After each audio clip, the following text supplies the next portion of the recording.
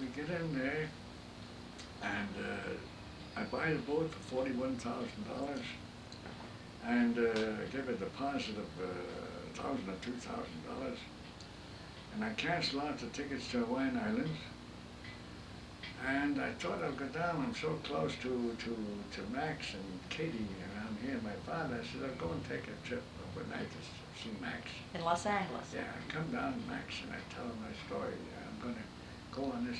He says, you're going crazy. Something has happened to you mentally. What's the matter with you? You're not going with those two guys. I said, I bought the boat already and everything else. They said, you can't do that. They talked me out of it. I went back and I bought the tickets back again to Hawaiian Islands, and I lost the deposit that I gave on the boat. Now I'm going back to Hawaiian Islands. See, you know, just what I wanted all this stuff. Oh, but in the meantime, to top it off, when we bought the boat, we went to celebrate.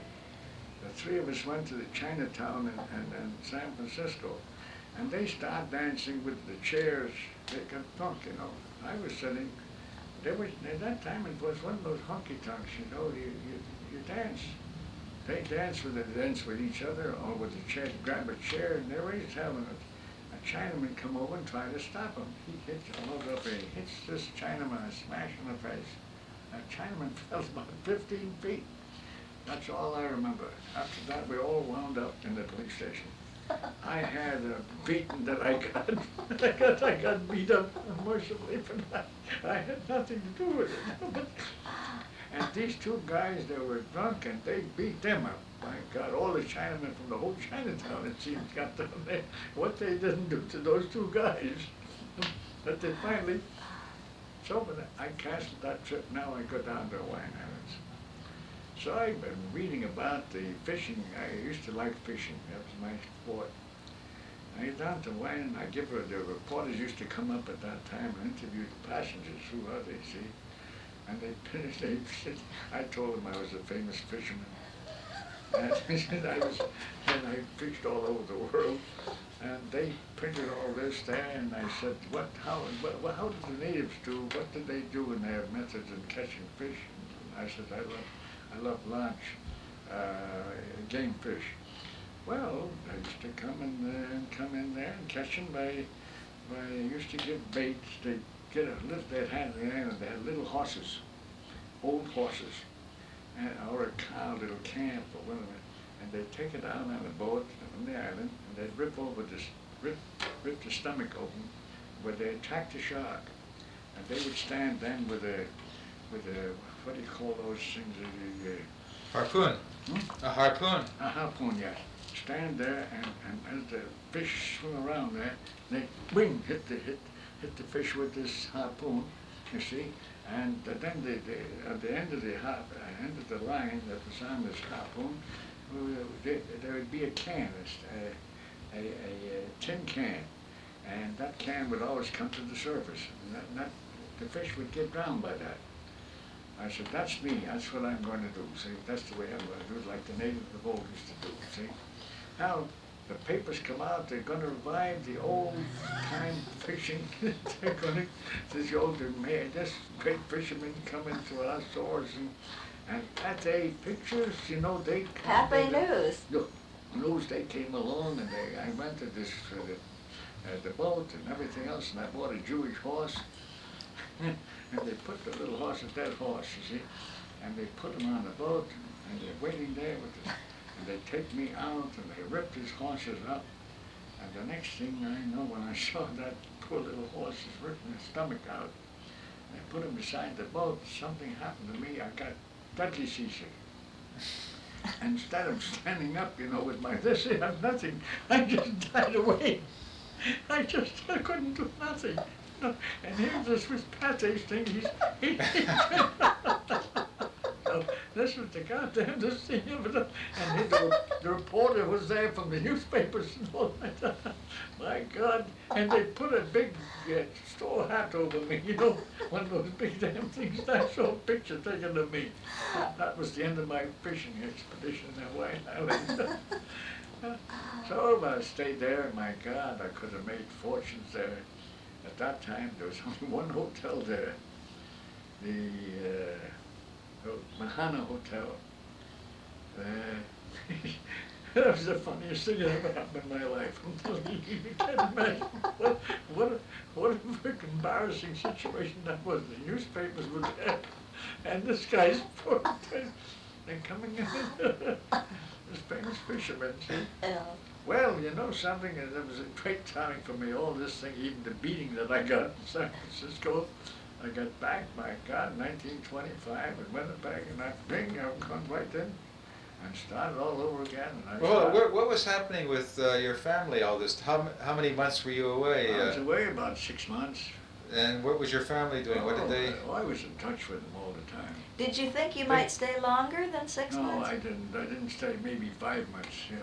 Yeah, you weren't I tempted didn't to... give a damn where I went. That's the spirit I was in, like I was when I was a young fella, you know, when I went with the circuses. I kind of got into the scene the same way. What were you looking for? Didn't know. Nothing. Trading with, you know, with anything. I didn't know in particular. Yes, I try to get into the real estate or something, information about here and there, and I just... Oh, what were you? Why were you out there? What were you trying to do? What were you trying to get away from? I'm trying to get away from my sickness that I had, to get away from all the businesses that I had. You apparently didn't hear what I said. No, I understood that, but what was it what did you think you were going to find out there? Nothing.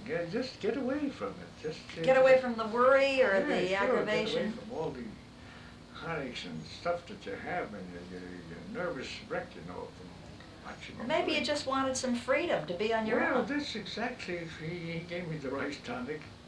Well, then I didn't tell you that jewelry store that I built up, did I, down there? The great Where? jewelry store that I had when King Tut's tomb No? was discovered. So I moved the jewelry store to Portage Avenue. And I built the goddamnedest store you ever saw in your life, in King Tut's tomb, like a tomb. Going in, the whole store was built like that. And around there was the what they call it, paintings I had all around the store. That was about the time they discovered King Yeah, Tut's that tomb. was 1922. I still remember Right. the day. And that goddamn was the most beautiful thing. Every piece of furniture and fixture was all made like the tomb. See, and it was the talk of the New York Jewelry Journal came down and took pictures of the front page. They won the first prize. But we opened up, could do no business. Everybody was afraid to come in that the prices would be so high. And it looked like I was going to go broke there. I was going to lose it, and that's all. And she says, and here I am. This is already in 27, I think it was. No, it was 22. That's when I had that Yeah. nervous breakdown. It was in 22, 20 and I said, how can I, this is a shame to go out of business or failure. I never had any feeling like that, and Mr. Kopp was a great help to me. Jesus Christ, nothing. I'd come home worrying about the grain business and this and that, and here I did this, I moved this thing over here. So I'm lying, and poor little Kaylee, she keeps on coming to me, I should adjust her violin, I guess she's tuning. And I said, leave me alone. I tried to tune it, for her. And the more tune she comes back again. One time I got so mad I chased her up the stairway. I was so nervous, I didn't know what the hell I was doing.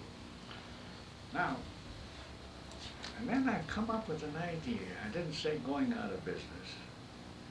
Once you say that, in a small town, then your word ain't worth nothing, So I thought out one word, liquidating.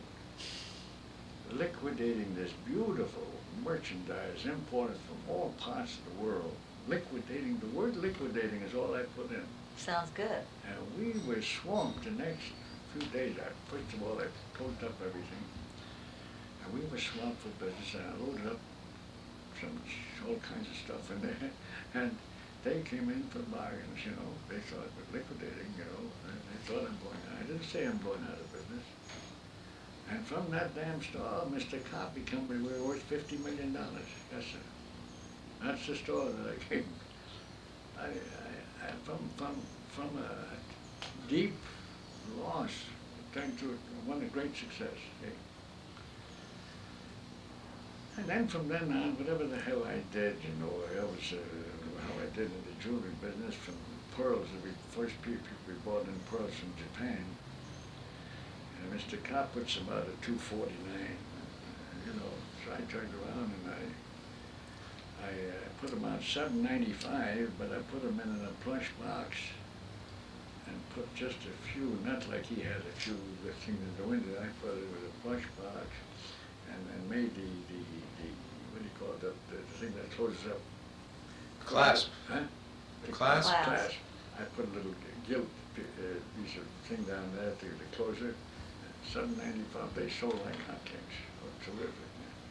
And I did other things similar, you know. Well, Dad, we should move, I think, now to when you came to California and the early days, and then how you started the insurance company business is an interesting story. Oh, well, thank God, that's Jesus Christ. We had the Depression, what happened? Well, the Depression, you lost everything and you came No, here. How much Depression, money did you I have? started making money during the Depression. Yeah, you I lost came here with $12,000. That's all the money I had in the world. in 32? And, no, I came in 31.